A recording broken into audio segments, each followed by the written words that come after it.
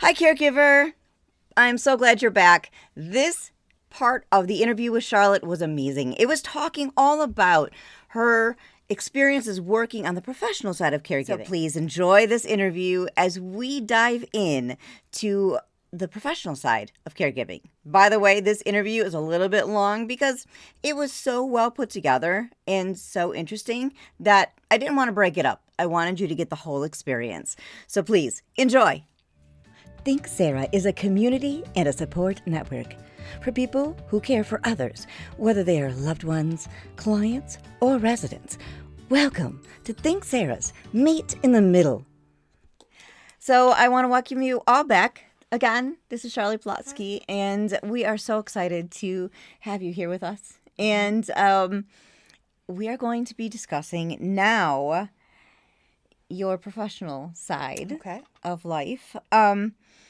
You made a decision at one point of your life. Now, you mentioned before that it was from birth. Like, you didn't know where it came from. But when did you really decide that I want to move into the professional realm? I had my daughter. I had her a little early, and I just wanted to do better for me and her. So that kind of started my whole healthcare career. At 19, I went to school to become a medical assistant.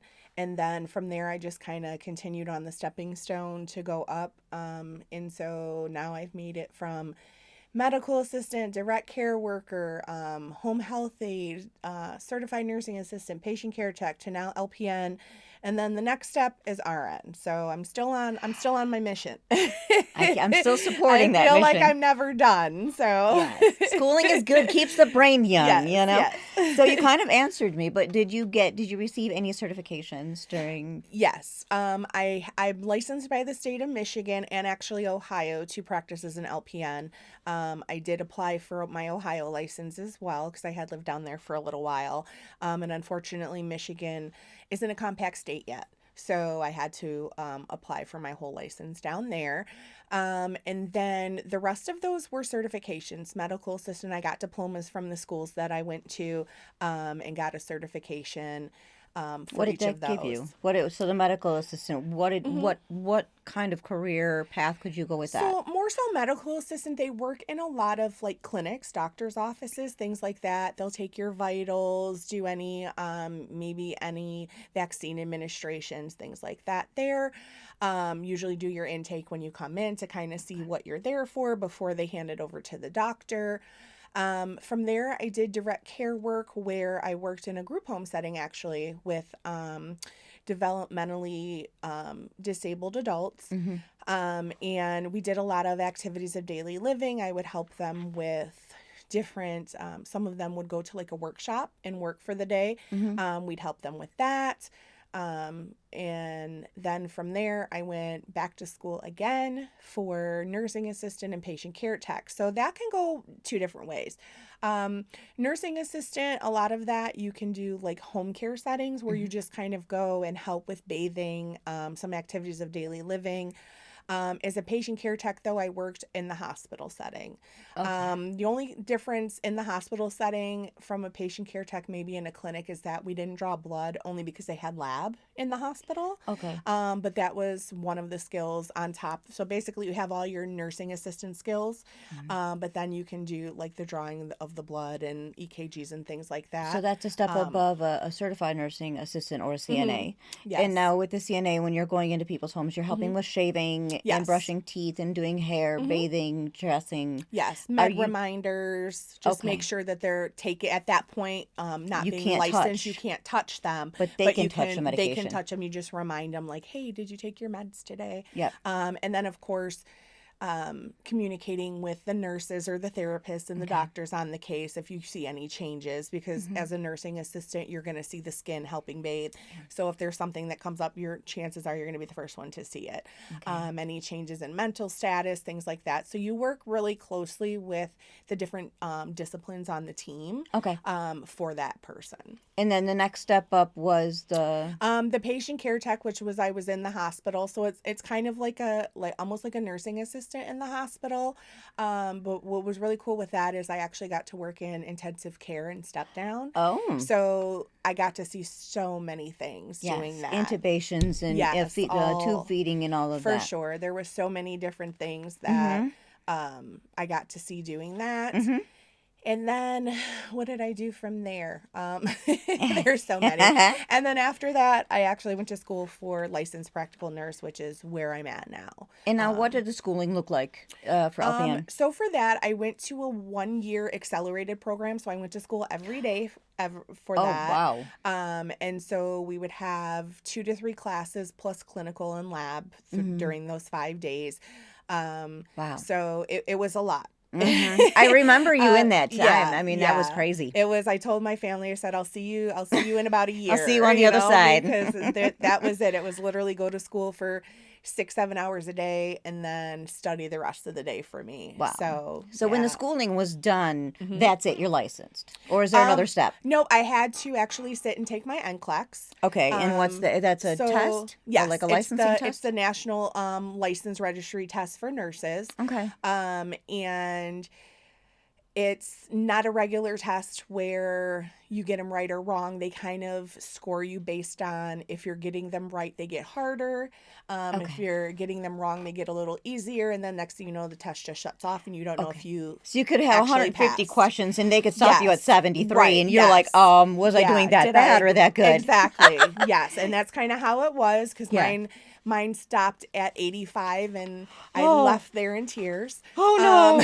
Oh no. Feeling that I failed. But within an hour I had my license in my email that I had actually passed. So yeah. Wow. Yeah. So that was definitely exciting and it was worth it. Yes. But it's definitely, you have to be very structured and know that that's a big part of your life that is gone for a while. Right. So now you passed your NCLEX and you are an LPN. Yes. You can practice. So now from now into perpetuity, you're done. Do you Correct. you don't need any extra education or anything? Not unless I go faster, if I want more certifications. You don't need CEUs, continuing education every units? 2 years, I do have to renew CEUs. Okay, and how many hours is that? That for Michigan, I believe is 24. Okay. Sometimes I get them confused with Ohio because they're 25. So one's 24, one's 25. Okay. For each of those states that I have to do them for in order to keep my license every 2 years for those. So I'm due in August to renew for this year. I'm in August too. Okay. So because I am a licensed nursing home administrator, right? And I praise God they told me when I walked out the door that I passed. Nice. So, so your continuing education. 2 questions. One, because I'm really curious. Can you take classes for both states, the same class, and both count? Or do you have to do... They do. So I utilize a website it's a legit website, and you go on there and you put in whatever state you're in. It tells you if there's any particular CEUs that you have to have for that state. Right. Like for Michigan, we have to have human trafficking, and there's another one I can't remember. That is the bias. You have to do the bias. That was, yes, that's one as well. So you have to have those. Whichever subject you choose to do, it has so many credits towards it. And then you just do as many of those CEUs to get the credits that you need for the state that you're in. Yeah. And they stay logged in there. So if at any time I get audited as a nurse, I can say, hey, here's my CEUs. Right. I did them. And then every 2 years, I just have to pay to renew my license as well. I'm old school, so I have a big, thick folder back there that holds everything. Yes, I get it. In your professional career, you had the opportunity to work with adults with special needs. Yes. What kind of care were you providing? It was a group home? Yes. So again, we would sometimes, a couple of them had jobs. So we would take them to their learning centers and pick them up, and they would just do different jobs for the day, help with preparing different things or packing bags, like maybe at a grocery store or Oh, okay. something like that. Mm-hmm. And then we would do, help them bathe if they needed help bathing. So still like on the caregiver side of it, making sure they brush their teeth if they're able to. If not, we would do it for them. Mm-hmm. Preparing meals for them, taking them to different activities, Mm-hmm. and things like that. So, but with that, it's a little bit different Mm-hmm. because you don't know what's going on in there and Okay. in their mind. So is it sometimes a So psychological specialty, maybe a developmental delay? yes, so Okay. I've worked with clients who've had Down syndrome. I've worked with clients who've had Tourette's. I've worked with clients who've had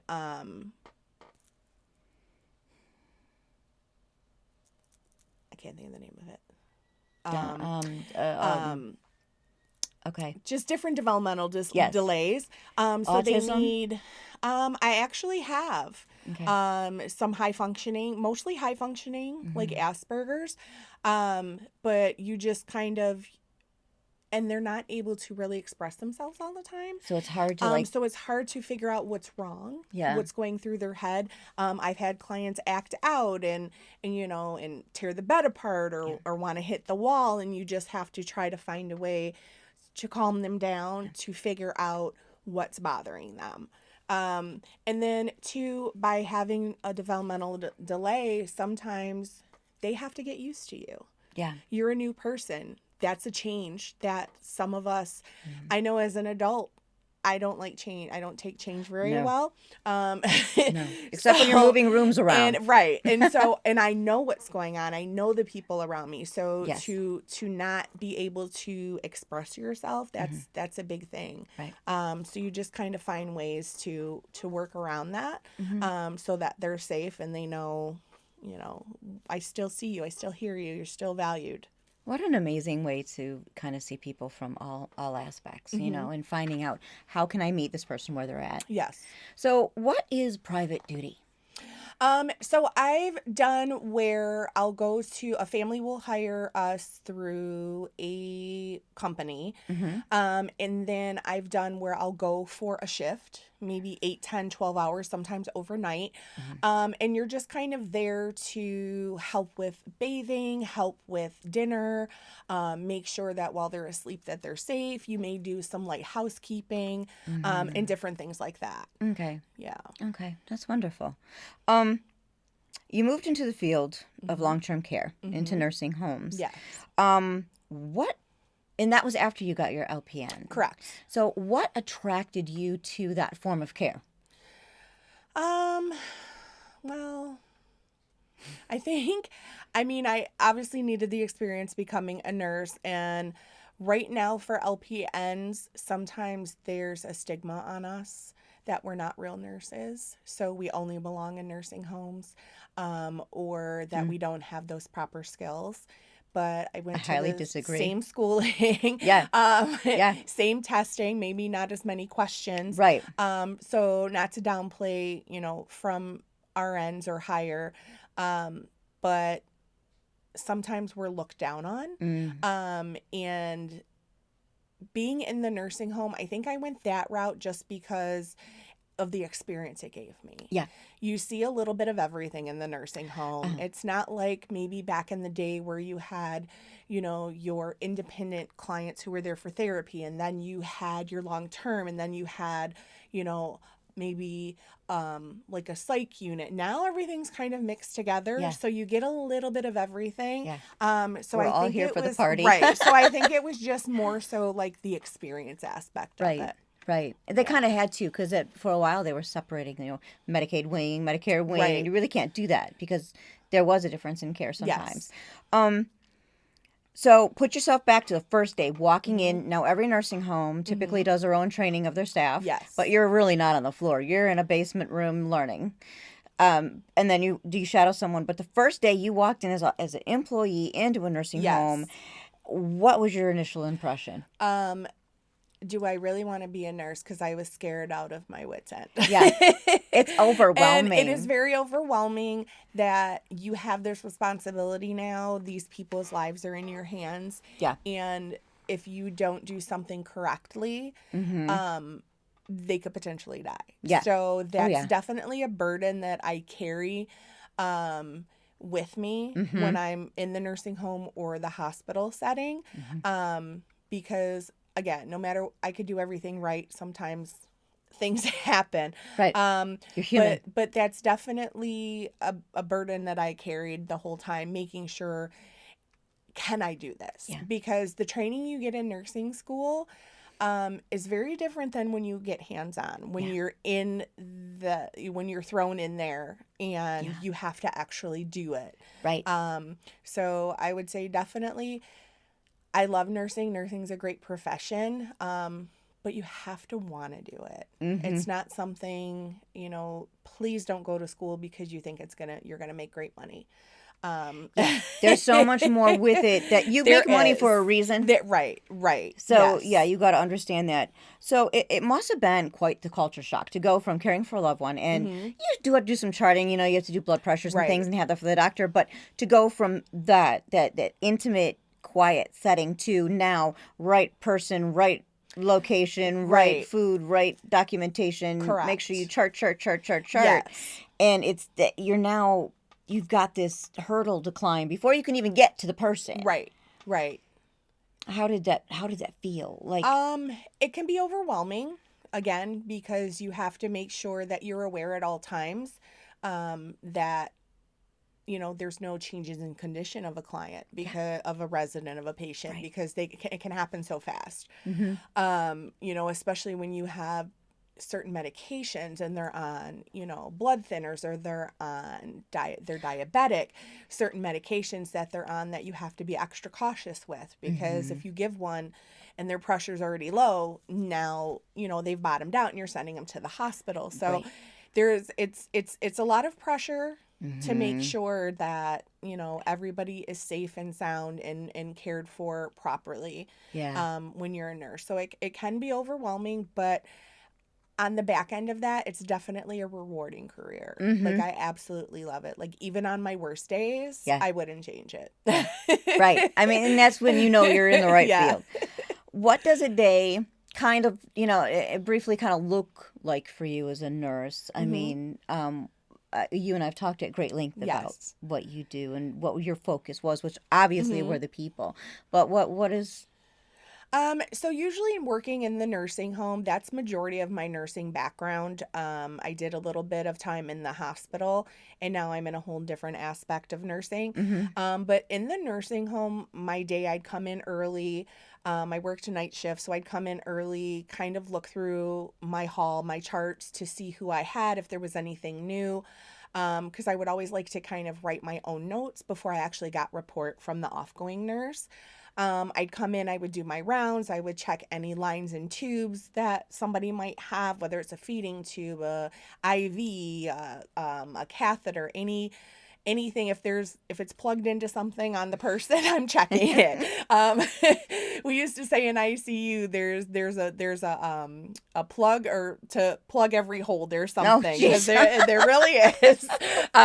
So I would do that, and then I would stock my treatment cart, because I knew I would have clients who were going to need treatments throughout the night. And then I would get my report after I knew all my clients were stable, nobody was on the floor, nobody was not breathing. Right.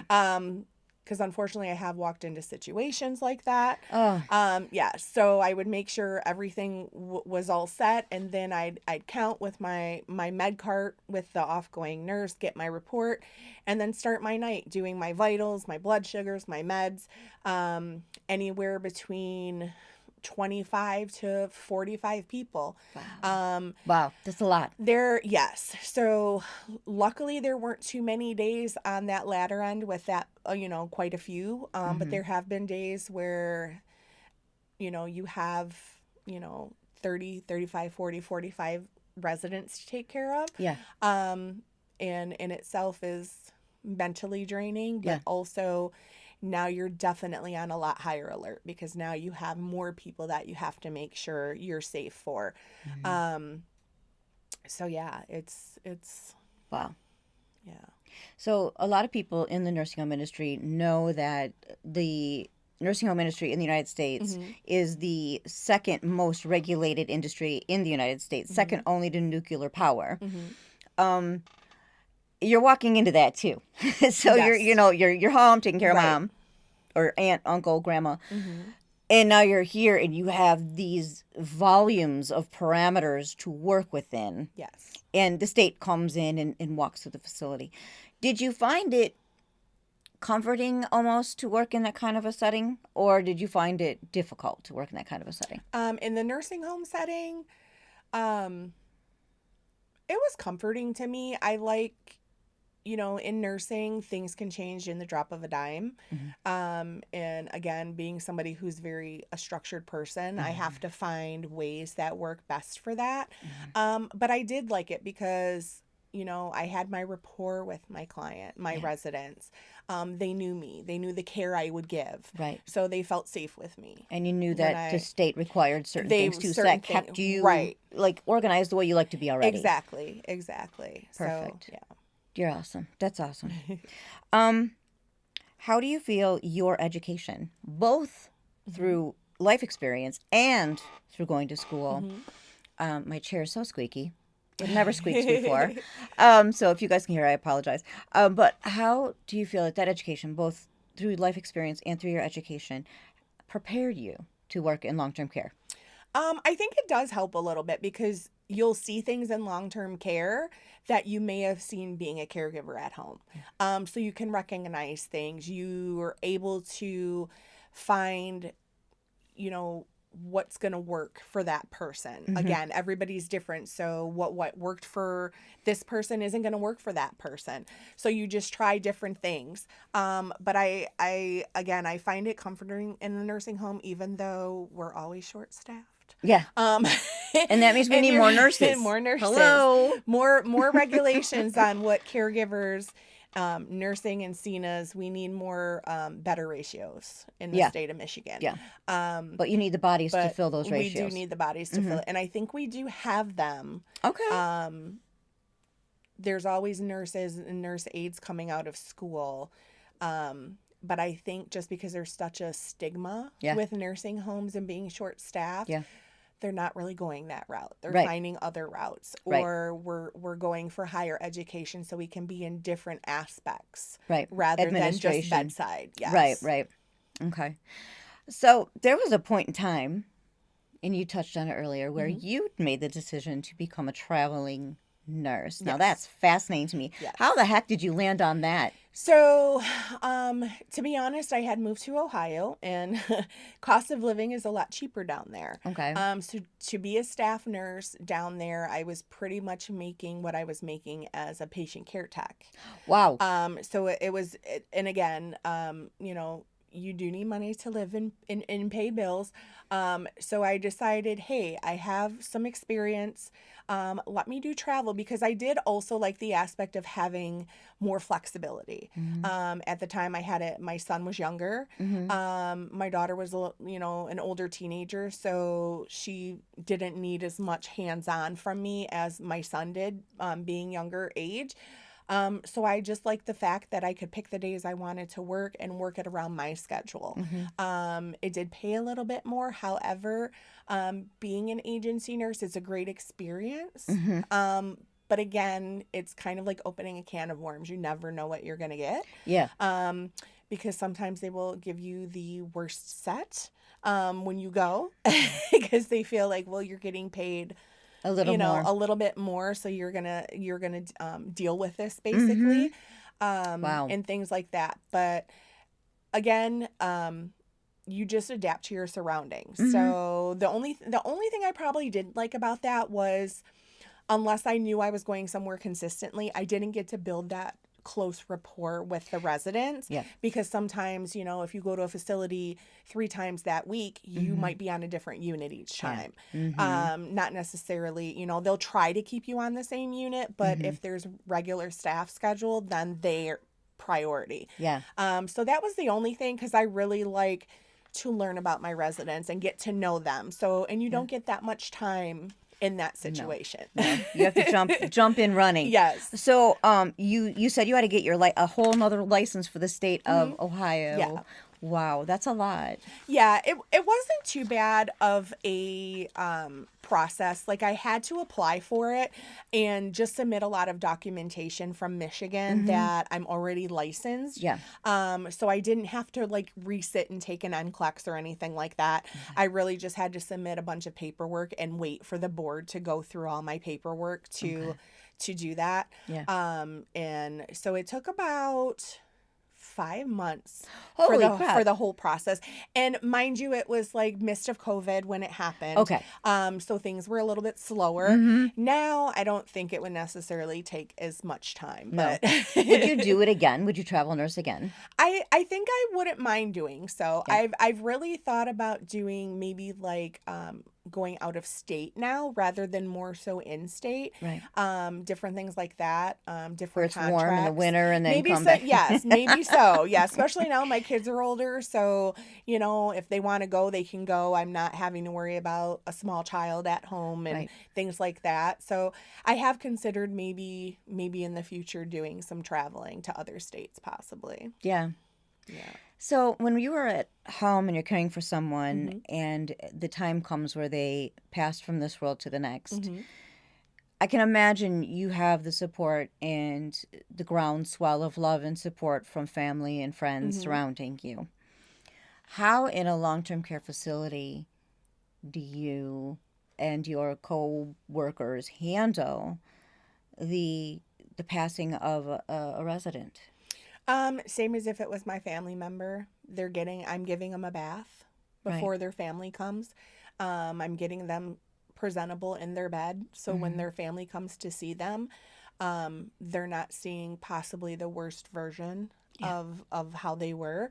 And then I'm going to sit with the family. I'm going to bring them that bereavement tray. You know, they're going to know, hey, I'm right here if you need me. I'm not going to haunt you. I'm not going to hang out in here. I'm going to close the door and give you, you know, your personal space, but I'm here if you need a shoulder to cry on. Because we all lose family. Yeah. So we all know the feeling of that.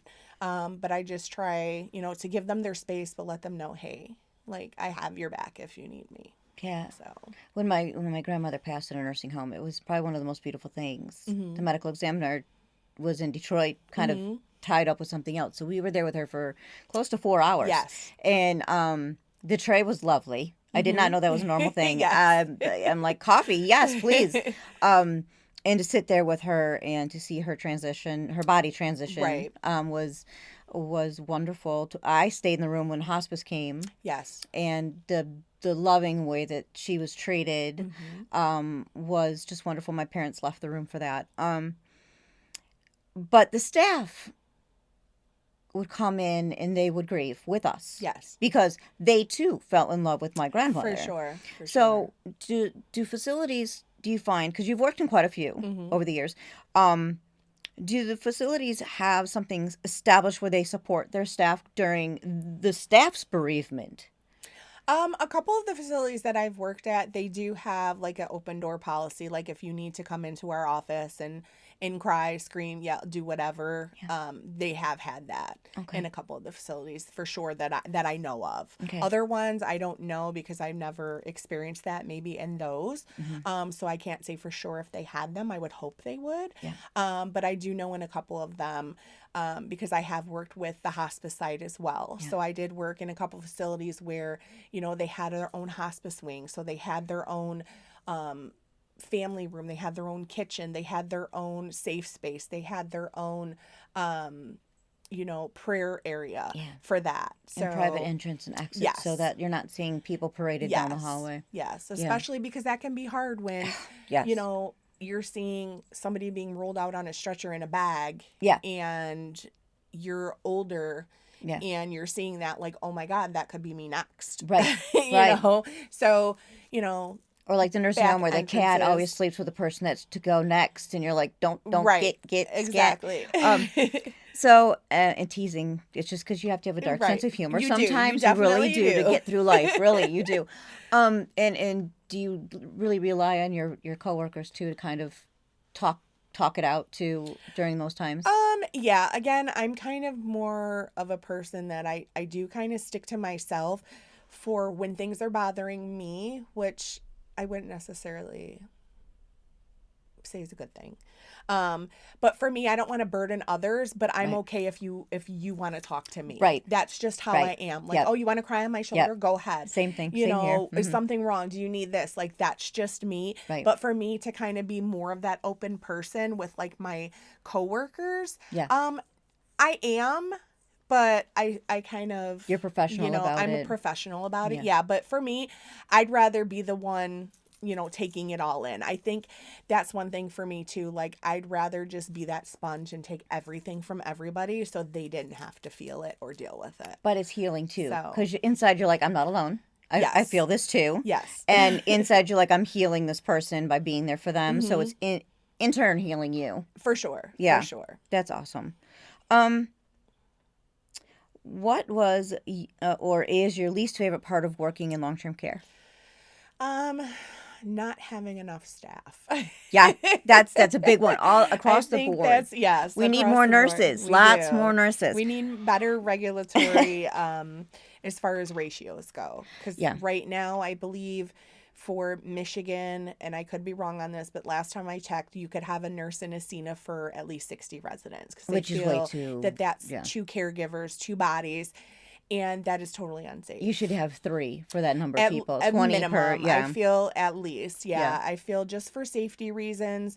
I used to work night shift. Yeah. And so we were even more short staffed on night Right. shift because they feel, well, everybody sleep. But again, They're not. that's normally when things happen. Yes. A lot of confusion happens at night with residents, things like that. So that's when falls happen. That's when, a lot of your codes are going to happen because, Grandma Jean was fine all day. And then all of a sudden at midnight, things start, changing. So definitely better ratios because I know we have the nurses, we have the aides, the CNAs, but I think it's a scary reality because they'll tell you we're short staffed. I'm not, because we work hard for our license. Yeah, and you the do. smallest thing can take that from us Yes. or put us in jail or Right. Yeah. anything. And honestly, I feel like management doesn't always have our backs. Yeah. So it's kind of like, oh, well, you're out. We'll find somebody else to replace you. So they need a culture change within the employment. I think so. From the top down. Yes. Okay. Yes. I see that. I agree. So what part of nursing in a nursing home fed your soul? Just seeing my regular clients and seeing them smile when I walked in. Yeah. Like, They because do. I They would love you. have when I was on staff before I did the travel nursing, to different facilities, I would have pretty much the same set of people. So it was just great to walk in the door, do my rounds, and they're like, Charlotte, you're here. Yeah. Like, oh, we know we're taken care of tonight. Yes, exactly. Because I would Exactly. spoil them, I give Yes. them snacks and, different things like that. Like, I would take the time out. I think right now they say the average care per person is like 3 minutes. Yeah. Yeah. Something They actually like have that. it. They actually have it in Yeah. the rules and regulations. Right. And that's definitely, and I'm a talker. So that's definitely not enough time. Like, I still get my work done. Yeah. But I don't want them to just feel like, here's your meds. This is it. Right. Like, this, sometimes we're all they have. Right. So I want to give them that time. And a lot of times I will, after I'll tell them, I'm like, hey, when I'm done with all my work, I'm coming back and we're going to talk. Yeah. And I've done that. Yeah. Things like that. But yeah, definitely the whole culture of nursing homes, and it has to change. Yeah. I understand that. Now, in regards to your history and your background, we just scraped the tip of the Yes. iceberg. Okay, we need to have her back. So write in the comments, like, share, subscribe. All the stuff. So, is there anything I missed in this in your employment that you feel like you should add? And then, if not, we'll just look at other videos in the future. I think we pretty much touch base on a little bit of everything today. I feel like we did. Again, utilize resources, take time for you, whether you're a caregiver to a family member or you're in some type of nursing, whether it's an aide and be kind to your coworkers. We're a team. We're in this together. And I know that sounds cliche, but I'm that nurse that's jumping in with you to change a resident or changing them and tell you, hey, I already changed them. Right. Help. Don't eat your young if you're a nurse. Don't think Right. because you're an older nurse that things change, Yeah. in healthcare. So as much as we value and appreciate your experience, don't eat us alive. Yeah. Teach us. Yes. And for some of the younger ones coming along, don't just make it about the money and the lifestyle. I've kind of noticed that along the way as well, that it's more so just about, oh well, I'm a nurse. Yeah. To have those and we should brag if we're nurses. Amen. And LPN and RN, Amen. BSN, like anything, any initials you have behind you, like we fought hard for that. Amen. But don't just use those initials because you feel that it's going to heighten your status as far as, well, I make money and things like that. And I see that way too much. Yeah. This is not a job to take lightly. This is not a job that you should just be in to be in. Yeah. Like you need to, and I've seen both ends. I've seen I've worked with amazing CNAs, PCTs, and all kind of nurses, doctors. So there's good and bad amongst all of us, no matter what your title is. Exactly. But use it for good. Perfect. Perfect. Well, thank you again for sharing your knowledge. And again, please ask questions because she might come back. We want her back. Yes, thank you. I surely do hope you enjoyed that part of the interview. Learning about that side of caregiving was really fascinating, and Charlotte is so full of information. So please give Charlotte some love and some comments. Let her know if you have any questions or if you want to learn anything more about what we've talked about so far. Our next interview is all about you, so we cannot wait to share that with you next week.